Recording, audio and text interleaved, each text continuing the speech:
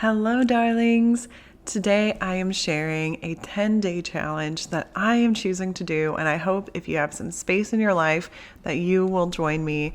It is very simple as it only has 3 steps, and it does not involve any of those New Year's challenge, let's work out really hard, eat really clean. It has nothing to do with anything like that.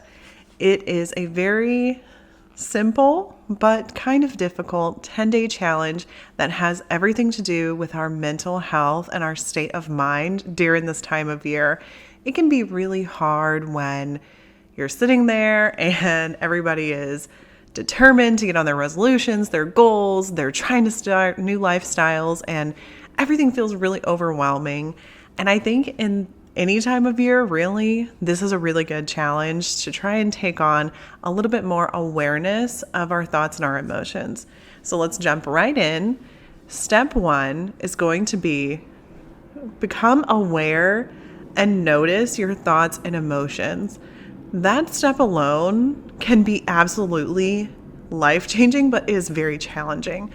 Becoming aware of, I'm feeling really sad right now, or I'm feeling really angry, or I'm feeling really apathetic and I don't really want to do anything. Just becoming aware and naming your emotions can be one of the most rewarding things that you will do in your life. It isn't just about the way you interact with yourself, but the way that you interact with those around you. If you're going through things like shame or grief or excitement even, you can be so caught up in that whirlwind that you don't realize that that's even going on. So step 1, very simple. We're going to process our emotions in the next step. So don't worry about that. Step 1, very simple. Name and become aware of your emotions and your thoughts. The best way to do this, I have found, and obviously I am not any therapist, counselor, anything like that. This is strictly based on my own experience. The best way I've found to do this is when you're having a very overwhelming emotion, something that feels really heavy, stop and interrupt yourself. And those interruptions can look like anything. It can look like if I start to feel really overwhelmed and everything is a mess and my life feels really chaotic, I am going to breathe for 5 seconds and I am going to ask myself, what's going on inside? What is happening? Why am I feeling this way? It's a very simple way to stop and interrupt yourself. And we're going to get through to step 2 after we notice those things. So we've noticed, we've named our emotion. Now step 2, we're going to try to do as much healthy processing as possible. This could mean going to a professional therapist. This could mean talking to a friend, talking to a loved one. It could mean journaling, whatever that means for you. It could mean crying. It could mean getting really excited and jumping up and down. It could mean writing a letter and throwing the letter away, whatever you have to do to process so that you don't dwell in the emotion and the emotion doesn't stay with you and overwhelm you for days and days and days. Because I know that most of us have probably been in that situation where you're dwelling and you're caught up and something that seems really small can change the trajectory of your whole week or your whole month or the way you interact with someone that you love. And that's really important. So we're naming our emotion and then we're going to do as much healthy processing as we can. Definitely recommend, again, talking to a professional, doing what you need to do to process this emotion. So that way you can move on to step 3, which is my favorite part of this challenge. And really the entire reason that the challenge kind of came into my mind is we're going to get back to a forward-focused mindset. So we've become aware of our emotions. We've processed them in the best way we can. And now we're going to start asking ourselves some important questions. What can I learn from this? Or how can I move forward? How can I keep living the best life I possibly can? And you don't have to do this for every little emotion, but these big overwhelming emotions, things that completely take us off track, getting back to forward focused, looking at solutions. How can I make this part of my life better? Or how can I just let that emotion go? I've processed it. I'm good. I'm feeling better. Okay, I'm good. I'm back to forward focused. So that way you can really get into the mindset of, I am living in the present. I am here. I'm living in the present. I'm happy, or I'm feeling neutral, or I'm feeling anything that you are wanting to feel that is making you forward focused, making you focused on how to keep moving with your life. And sometimes it's not going to happen immediately. It's just important that we recognize and become aware of our emotions and start that healthy processing so that we can eventually get back to that forward focused mindset. So we have done all 3 of those steps, and we're going to try and be aware of them every day for the next 10 days. And I think that challenge, as simple as it sounds, can be very, very difficult.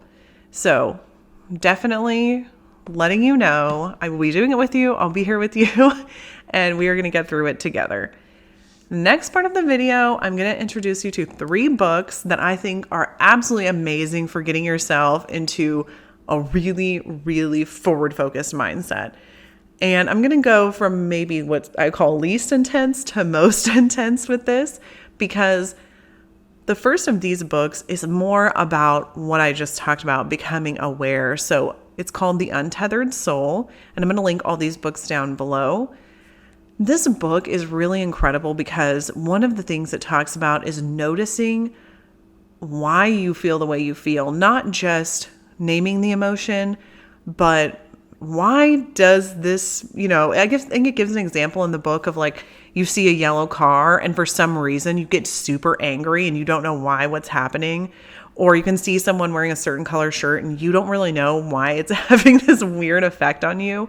He talks a lot about those things in the book. So The Untethered Soul, absolutely, I love this book and I think it will be very helpful for you.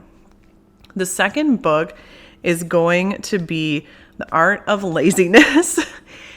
It's a pretty popular book right now. I think a lot of people are reading it. I've seen a lot of people posting screenshots of it. I read it. I thought it was really good. It's going to be a little bit more in your face. And the last book we're going to talk about is also a little bit more in your face. It's very intense. It's saying, you are lazy. This is your life. Get your stuff together and get back to it. And I think that mindset is something that I personally do identify with. Like, I do need that talk sometimes of, hey, like, we have to get up, we have to do things. We can't just sit around all day. We have a life to live. So I like that book, maybe a little bit more intense. And the last one is the most intense, but it is my favorite book on this list. And what's probably one of my favorite books of all time. I reread this book. I have the audio version. I have the electric version on my app on my phone, and I have the actual book. I love this book. It's called Relentless. It is written by an athletic trainer. He trained a ton of huge athletes, basketball mostly. He's trained Charles Barkley. He talks a lot about the mindset of being relentless, about waking up every day and making progress on something, about embracing the parts of you that are maybe not as perfect. It is a controversial book because a lot of things that he talks about, even when he's talking about embracing this, shadow self, as we call it today, it can be very intense. And I absolutely love it, though. I highly recommend it. The mindset that he talks about is one that I've had for most of my life, and I didn't realize that there is some kind of name for this, that this is something other people even experience. And it really helps me feel like I should embrace that relentless part of myself instead of hiding it. So there you go. Very simple video, 10-day challenge. Take it on if you have some space in your life. 3 books. I definitely recommend, maybe trying them out. Go to your library, check them out, see how you feel about it. And I hope that you have an amazing 10 days. And in the forward-focused mindset, I will be releasing videos that are going to be more focused on how to get to solutions in your life. So things like morning routines, other videos that are going to be inspiring or entertaining, some more educational stuff. And I think it's going to be really great. So I hope that you enjoy it. Join me for this journey. It's going to be really fun.